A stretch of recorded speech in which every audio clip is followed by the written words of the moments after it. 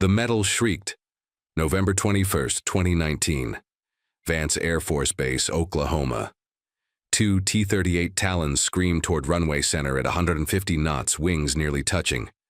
Inside the left aircraft, 23-year-old Second Lieutenant Travis Wilkie grips the stick, eyes locked on the approaching concrete.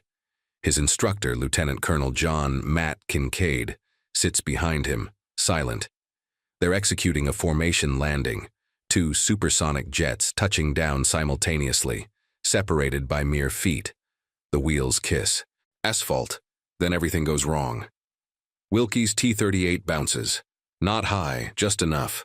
The nose pitches up as he initiates the aerobrake, a maneuver designed to slow the aircraft by blocking airflow, but he's done it too early. The jet lifts again, airborne for 3 seconds that feel like minutes. Right rudder, hard.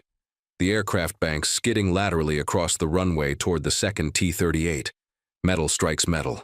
The landing gear shears through aluminum. The right wing tears. Physics takes over. The left T-38 rolls completely over the top of its wingman, engine screaming at full military power, before slamming inverted into the ground at 9:06 a.m. The cockpit crushes on impact. Both pilots die instantly. The second crew walks away unharmed. Within hours, investigators swarm the wreckage. Within months, families demand answers. Within a year, the Air Force bans the maneuver entirely from pilot training, a practice that had been taught since the days of propeller. Aircraft, suddenly forbidden after 58 years of the T-38's service. But here's the question nobody could answer at first. Why was a student pilot performing this maneuver in a jet built in 1965? Why did an instructor with thousands of flight hours fail to intervene? And why did it take 2 deaths to stop what some pilots had been quietly calling a dangerous and wholly unnecessary procedure for years? The forbidden maneuver had finally claimed its price. The T-38 Talon wasn't supposed to kill anyone that morning. First flown on April 10, 1959, the Northrop T-38 became the world's first supersonic trainer. By 1961, it entered service at Randolph Air Force Base, Texas. The design was revolutionary. Twin General Electric J85 GE5 afterburning turbojet engines, aluminum alloy construction with stubby wings optimized for high-speed flight. It could reach Mach 1.3, climb to 30,000 feet in 60 seconds, pull 7 Gs without braking.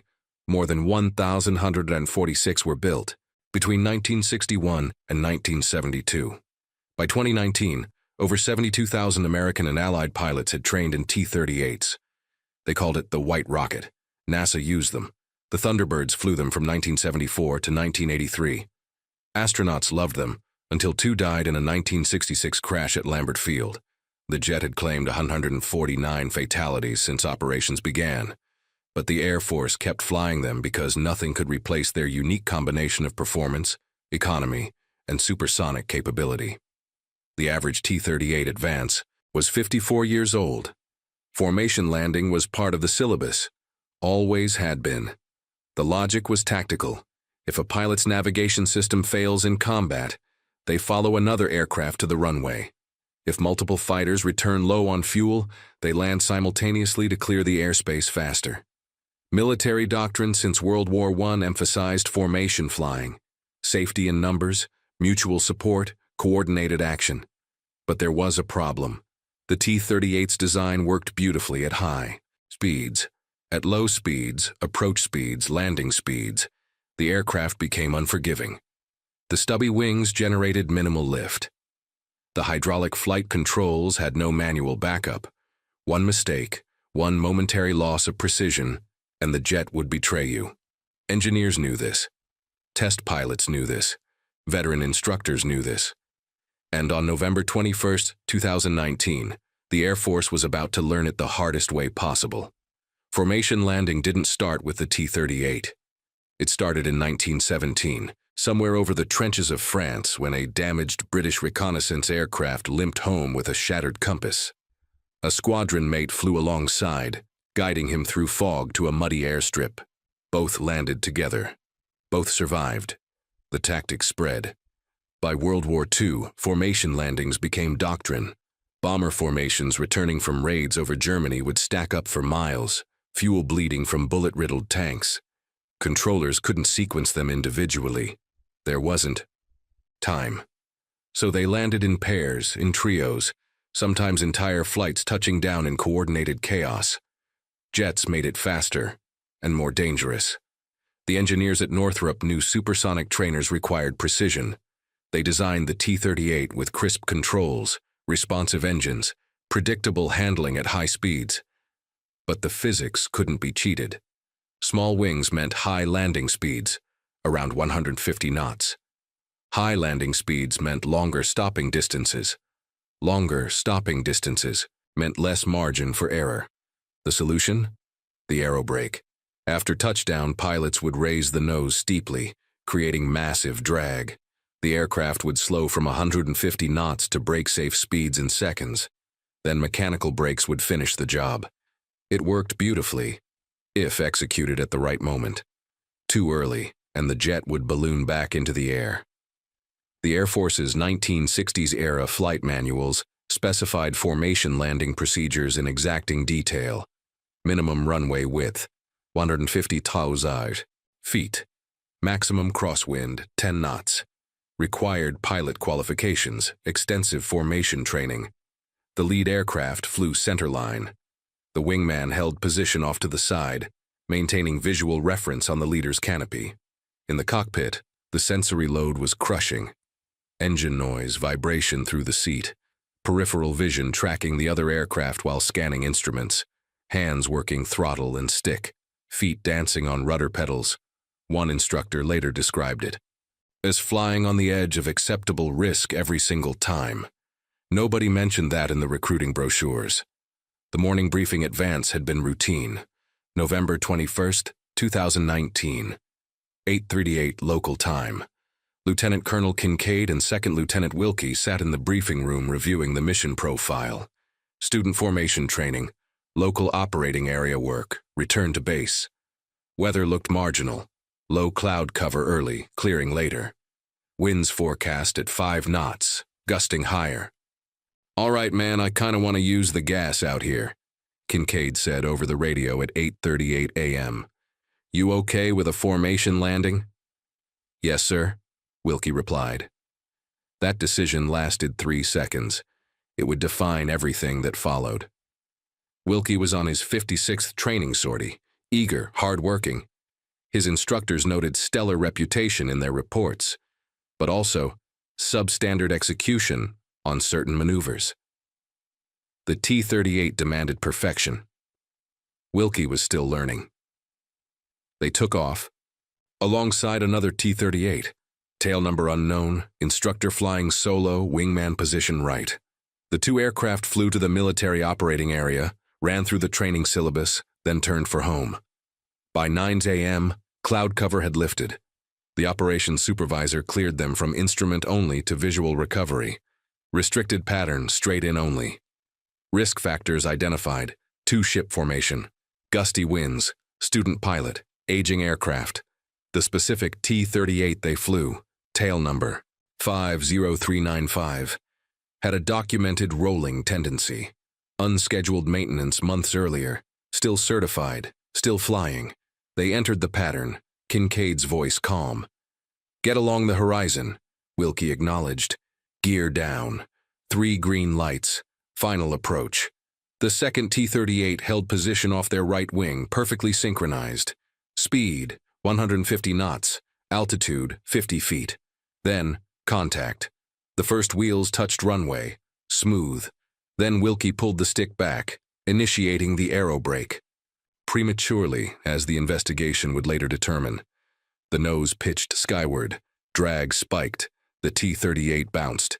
Kincaid's final transmission, 2 minutes before impact. "Go around." Then one word from Wilkie. An expletive. Then nothing. The Air Force had been debating this for years. Some units had already stopped teaching formation landings. Others continued, citing tradition, tactical necessity, combat readiness. The arguments played out in commander offices, in safety briefings, in quiet conversations between instructor pilots who'd been flying T-38 since the 1980s. Nobody could agree. The statistics were uncomfortable. Since 1960, the T-38 program had recorded 149 fatalities across more than 210 documented aircraft losses. Not all involved formation maneuvers, but enough did. Enough that the debate never quite died. Formation landings were rare in the combat air force, the units flying actual fighters. Air Combat Command confirmed they were, typically, only utilized during emergency situations. Yet student pilots at Air Education and Training Command were required to demonstrate proficiency. The disconnect was obvious. Why train students on a maneuver operational squadrons almost never used? The answer involved bureaucracy, inertia, and 58 years of "this is how we've always done it." Formation flying had been integral to military aviation since World War I. The T-38 syllabus included it because the jets that came after, F-15s, F-16s, F-22s, would require formation competency. The logic was circular but persistent. After the crash, the debate accelerated. Representative Scott Peters from California, Wilkie's home district, wrote to Air Education and Training Command boss Lieutenant General Brad Webb on January 10, 2020. Peters demanded an immediate grounding of all T-38 flights. He pushed for expedited replacement with the new T-7A Red Hawk. He called formation landings dangerous and archaic. Webb's response, dated February 2020, defended the practice. Formation flying has been an integral part of military training and operations throughout modern aviation. But quietly, things were changing. On March 5, 2020, 3 months after the crash, 2 months before the investigation report, Air Education and Training Command suspended formation landings. Not announced publicly, not explained, just stopped. The families learned about it in May. By then, the decision was already final. Replay the final 30 seconds from inside the cockpit. Wilkie's hands are steady on the stick. Through the canopy, the runway stretches ahead, 12,000 feet of concrete, plenty of room. The second T-38 holds formation off his right side, maybe 30 feet away, close enough to see the other pilot's helmet. The ground rises, 70 feet, 50 feet, 30. His peripheral vision tracks the painted center line, airspeed bleeding, 160 knots, 155, 150. The seat shakes with engine, vibration. The hydraulic system hums. Outside, the wind pushes, 5 knots gusting to 8 left to right. Kincaid's voice in his headset, "Yeah, dude, let's get lined up on the runway." Main gear touches, smooth contact, rubber grips asphalt, the nose is still high. This is the moment. Hold the attitude, let the speed bleed, wait for the nose wheel to settle, then initiate the aerobrake. But Wilkie doesn't wait. He pulls back. Too early. Just a fraction of a second, but in a T-38 at 50 knots, fractions are everything. The nose pitches skyward. Drag multiplies, the main gear leaves the ground. The aircraft balloons, not high, maybe 15 feet, but now it's airborne again with insufficient energy to maintain controlled flight. The jet banks right, uncommanded. The rolling tendency in tail number 65-0395 manifests exactly when it shouldn't. Wilkie's right foot slams the rudder pedal. Hard rudder input, overcorrection. The T-38 skids laterally, still airborne. The second aircraft is there, right there, filling his peripheral vision. "Go around," Kincaid's voice. Command tone, emergency. Wilkie sees it. Metal, wing, landing gear. 10 feet away, 5 feet, impact. The right main landing gear punches through the other T-38's fuselage. The right wing follows, aluminum sheeting peeling back like paper. Physics takes over. Angular momentum. The aircraft rolls. Kincaid tries to eject. Too late, too low, no time. The world inverts. Sky becomes ground. Ground becomes sky. Then darkness. Instant, final. Both dead before the wreckage stops moving. The physics of what happened are brutally simple. The T-38's design makes it inherently speed stable. At Mach 1.3, the aircraft is docile, predictable, responsive. At 150 knots on final approach, it's a different machine entirely. The small wings, optimized for supersonic flight, generate minimal lift at low speeds. The aircraft wants to sink. Pilots compensate with engine power and precise attitude control. The aero brake maneuver exploits this characteristic. After touchdown, raising the nose to an extreme pitch angle, sometimes 15 to 20 degrees, creates massive aerodynamic drag. The fuselage acts as a speed brake. Airspeed decays rapidly. But the timing is critical. Initiate too late and you run out of runway before mechanical brakes can stop you. Initiate too early, as Wilkie did, and residual lift will pull the aircraft airborne again. At that moment, you're in a partially stalled configuration with insufficient energy to recover properly. The investigation found tail number 65-0395 had a documented rolling tendency. Maintenance records from months earlier confirmed unscheduled repairs. The aircraft was still within tolerance, barely, but the margin for error was compressed. Any asymmetric input, any gust of wind, any slight weight imbalance would induce roll. When Wilkie applied right rudder to avoid the runway edge, the roll accelerated. The T-38's all-moving tail, a single piece with no trim tabs, amplified the input. There was no mechanical backup, no manual reversion. The hydraulic flight controls responded instantly to every input, correct or catastrophic. From initial bounce to collision, 3.2 seconds. From collision to ground impact, 1.7 seconds. Total time from touchdown to fatality, less than 5 seconds. The Accident Investigation Board's conclusion, signed by Brigadier General Evan Pettis, by a preponderance of A. The evidence, the causes of the mishap were Kincaid failing to take control of the aircraft as a precarious situation developed, and Wilkie subsequently making an inappropriate flight control input. Translation: pilot error. The families disagreed vehemently. Don and Carleen Wilkie received the investigation report on May 1, 2020. 5 months after they'd buried their son. 5 months of waiting, grieving, wondering what exactly had happened in those final seconds. The report attributed the crash to pilot error, their son's premature aero brake, the instructor's failure to take control. Grossly and unjustly incomplete, the family stated publicly. They weren't disputing the facts. They were disputing the framing. Yes, Wilkie made an error. Yes, Kincaid didn't intervene fast enough. But the real question was deeper. Why was a 23-year-old student pilot attempting an exceedingly unsafe maneuver in an exceedingly tired old plane, where minor student errors, occurring in hundredths of a second, cannot be corrected quickly enough by the instructor? Lieutenant Colonel Kincaid was 47. One of Vance's best T-38 instructors, thousands of flight hours. Reputation for safety, precision, judgment. Friends called him Matt. Students respected him. He'd trained dozens of pilots who went on to fly F-15s, F-16s, B-1s. In the back seat that morning, he had maybe 1 second to recognize the developing situation, decide to take control, overcome Wilkie's inputs, and recover. At 150 knots with the aircraft already airborne and banking, the window was impossibly narrow. The cockpit voice transcript shows he tried. Go around. But by then, physics had already decided the outcome. Second Lieutenant Travis Wilkie was eager, hard-working. Stellar reputation, the investigation noted, from San Diego, California. He dreamed of flying fighters, of serving his country, of joining the lineage of military aviators stretching back generations.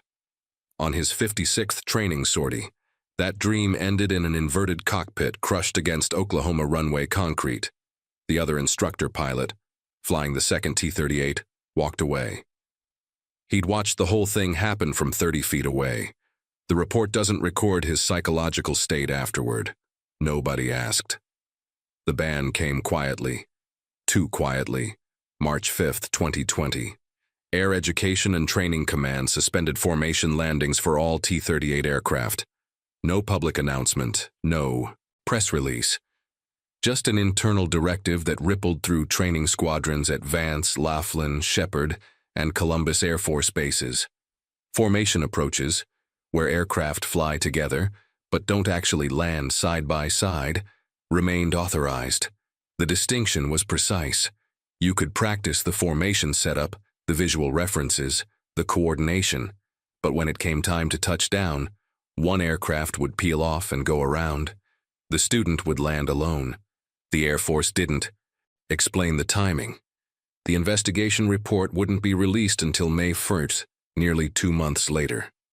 Yet the decision came in March, suggesting internal assessments had already concluded what the family suspected. The maneuver was too dangerous to continue. But enforcement was inconsistent. Some units interpreted suspension as banned in all circumstances.